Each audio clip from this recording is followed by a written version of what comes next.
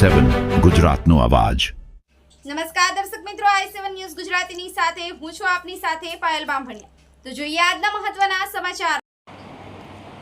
બોરસદ તાલુકામાં વિદ્યાર્થીઓની બસની સમસ્યાને લઈને વિરોધ હવે ગરમાયો છે। વિદ્યાર્થીઓએ બસ રોકી વિરોધ નોંધાવતા બસના ડ્રાઈવર અને કંડક્ટર દ્વારા વિદ્યાર્થીઓને પોલીસ સ્ટેશન લઈ જવાયા હોવાનો આક્ષેપ થયા છે।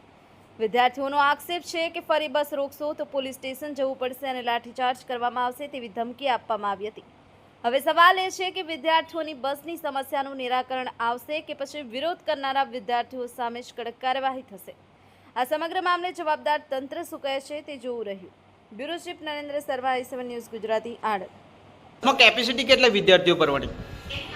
બે વિદ્યાર્થીઓની કેપેસિટી કેટલી હોય? કેટલી વિદ્યાર્થી નો જવાબ તો જોશે ને બેન। બેટા કેટલા વિદ્યાર્થીઓ તમે એક બસમાં આવો? 120 અને હવે જેટલું વર્ષો ની સંખ્યા હોય છે બસની અંદર 150 અમારી શ્વાસ નથી લેવાતા એવી બસમાં અમે જઈએ છીએ રોજ।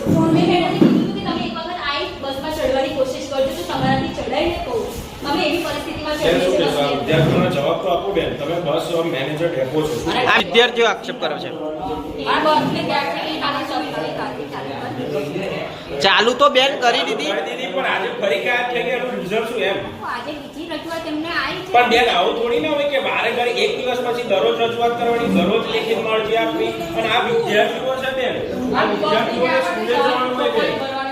બસની કેબિનની ત્રણ છોકરીઓ આ બસ પલટી ખાઈ પડી જાય દરરોજ એક હોય છે વિદ્યાર્થીઓ જે પડી જાય તો પડી જવાનું બોલાની સંજ્ઞા કોઈ પડી જાય તો સરકાર જિમ્મેદારી લેશે। બેન કેટલા બેટા ભરે છે બસમાં? 107 સુધી એવા ભરે છે અને બસની કેપેસિટી શું હોય? 57 60 ની હોય છે સીટો બી બેન આ નાના વિદ્યાર્થીઓ પાસે જવાબ છે કે 58 થી 60 બસની કેપેસિટી વિદ્યાર્થી, તો તમારી પાસે જવાબ કેમ નથી?